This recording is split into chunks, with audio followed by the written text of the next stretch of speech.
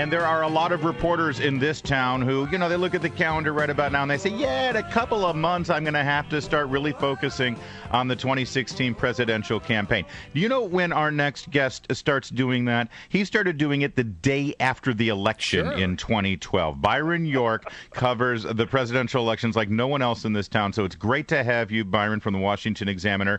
Emailgate. Is this thing going to stick? The latest polls suggest that the American people aren't really paying attention to this. Seems to me like it's a pretty big story. Well, a couple of things. I think the biggest aspect is something of this is something we don't know, which is what is the substance of these emails.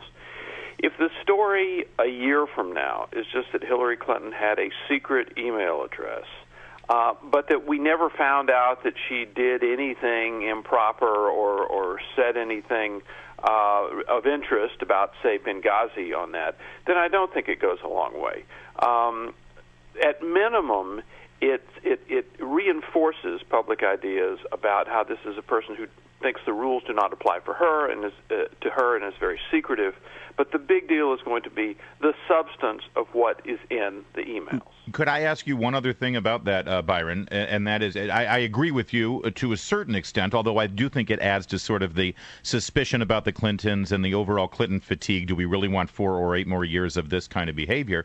But what about this? What if an email is discovered from another source, from someone who received an email from Hillary Clinton, and that is part of a discovery process for FOIA or for congressional investigation, and that email is not included in the 55,000 pages just dumped by Hillary Clinton? Would that then add to suspicion? Oh, absolutely. I mean, the very idea of the 55,000 pages, if you listen to these State Department briefings every day, and some of them have gotten kind of comical, the State Department is not vouching that the 55,000 pages, not 55,000 emails, 55,000 pages, they're not vouching that that's everything. They say, well, it's 55,000 pages, and it does cover her time at the State Department. Is it absolutely everything?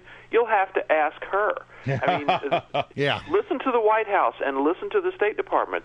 They are not vouching for Hillary Clinton right now. Yeah, one of the great questions in the State Department briefing is, why have Russian hackers seen more of these emails than the American public has? A great question. They didn't have a great answer for it. Going back to that 55,000 pages, the most interesting thing that I've read in the last 24 hours, first we said, we heard 55,000 emails. No, it's 55,000 pages. We don't really know how many emails. And now we learn that she dumped all these as paper documents. I mean, if you and I get asked for a bunch of emails, we get a $59 hard drive, and we dump them all on the hard drive, and we turn it over. That way, it's searchable. If you want to know, what emails got sent regarding Benghazi, you can look for the keyword Benghazi, and then you get all the emails that come up. But 55,000 actual pieces of paper make it incredibly difficult for the State Department to respond to a request, let's say a FOIA request for information about Benghazi emails. This is not the first time Hillary Clinton has ever responded to a subpoena or a request for information. She knows how to do this, and she knows how to make it as hard as possible for the people who are looking for information. And that's exactly what she's done. I thought the most interesting thing yesterday is, that Josh Earnest, the White House spokesman, said not only had President Obama exchanged emails with Hillary Clinton, but that he knew her email address. I mean, you'd heard some people say, well, you get an email and it says Hillary Clinton on the address line, but you never actually look at what the address is. But he said specifically, the point the president was making is not that he did not know Secretary Clinton's email address. He did. So the president knew about this thing. All right, so we're hearing that there's going to be perhaps a press conference involving Hillary Clinton maybe this week. So Byron York, you're sitting on the front row at the press conference. What are your first few questions? Well, the first question, I think, for everybody is, have you turned over all of them to the State Department? The very fact that she is holding this press conference indicates that she's feeling a lot of heat from Democrats. I mean, Republicans can complain all they want about this. It's not going to make her do anything. But Democrats are feeling uneasy, and you guys have been talking about it, and even if this is not the most serious scandal in the world, it has reminded Democrats that, A, Hillary Clinton brings trouble with her wherever she goes, and B, she's their only candidate. There's no backup. And I think that has made a lot of Democrats nervous, and I think that's increased pressure on her to come out and, quote, clear this thing up. All right, so are they all there? What's your next question? Oh, what about Benghazi? The Benghazi committee says there are many gaps in the emails. You have to remember, Hillary Clinton turns over these 55,000 pages to the State Department. The State Department then turns over some number of pages, some emails to the Benghazi committee. And if I could, Trey Gowdy, the chairman, says there are large gaps. For example, that sort of iconic photo of Hillary with her BlackBerry looking at it. She's on an airplane going to Libya.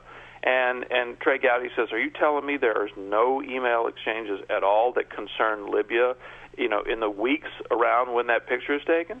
And none have been handed over. So it really kind of strains credulity to believe that she's turned over everything. Byron York, you just said that the Democrats don't have any other backup contenders. Here at WMAL, we know Martin O'Malley pretty well. We've lived with him for 8 years.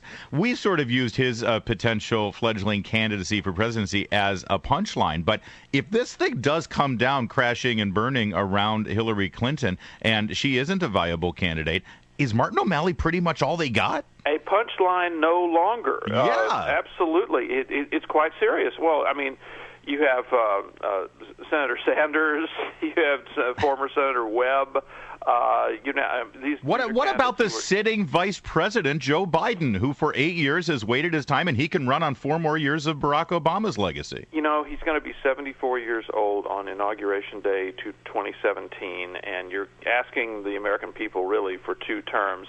He's asking them to be president until he's 82 years old. That's just too old. I don't think that is going to work. Joe Biden has wanted to become president for, I don't know how long, 40, 50 years, but time has passed. Do you have any idea where this server was physically located? No, I don't. I mean, do you? I don't.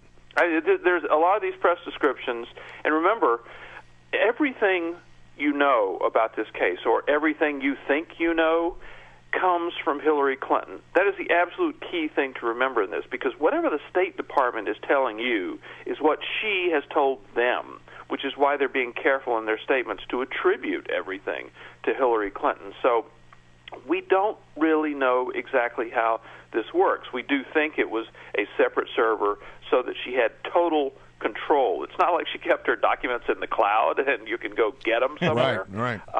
She kept total control over this. But physically how this worked, we don't know who all was involved in it. Remember Huma Abedin, her closest aide, who she brought into the State Department, and in kind of a funky arrangement, if you remember, because she still had private clients out on the side. Cheryl Mills, her very, very close aide. There are other people who probably communicated with Hillary Clinton solely on the secret email address, and we don't know what's going on there too. She had this very private, secret network, and it was constructed in a way, I think everybody would say, to completely defy disclosure and the Freedom of Information Act. And now we're trying to even learn just the basic contours of the system.